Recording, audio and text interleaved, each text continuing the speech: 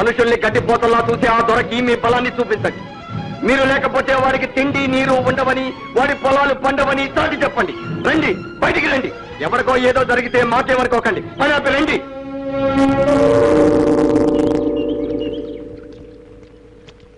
ఇవాళ భీమన్న, రేపు మీకు కావచ్చు.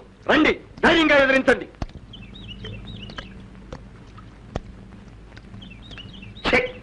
పిరికి నాయాడు రావణ బక్కడు బక్కలేనుడు వాళ్ళే మన బాగా చిచే పిరికి సందాసులు.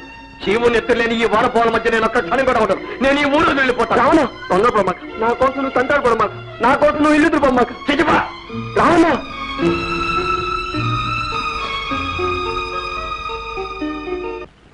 ఈ పిరికి పందల మధ్య నేను ఉండలేను. ఆ రాక్షసుడున్న ఈ ఊళ్ళో గాలి నీరు అన్ని విషయమే. నేను సత్యాలని చెప్పండి నాన్న.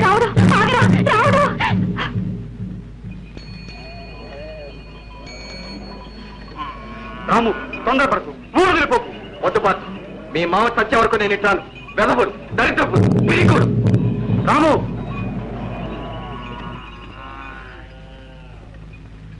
అబ్బాయి గారు రావరంటారు వెళ్ళిపోతే మాకు అసలే దిక్కుండదు. ఎలాగండి అబ్బాయి గారు?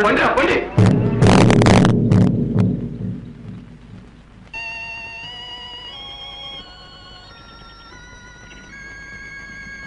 అన్నా వెళ్ళిపోతున్నావా? అవునమ్మా, నీలాంటి అమాయకురాలి గొంతు కోసినా ఈ ఊర్లో ఒక్కరికి పట్టలేదు.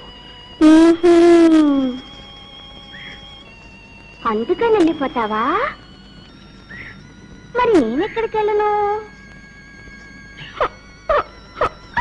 అందరికి పెళ్ళంట, అందరికి ఇందంట.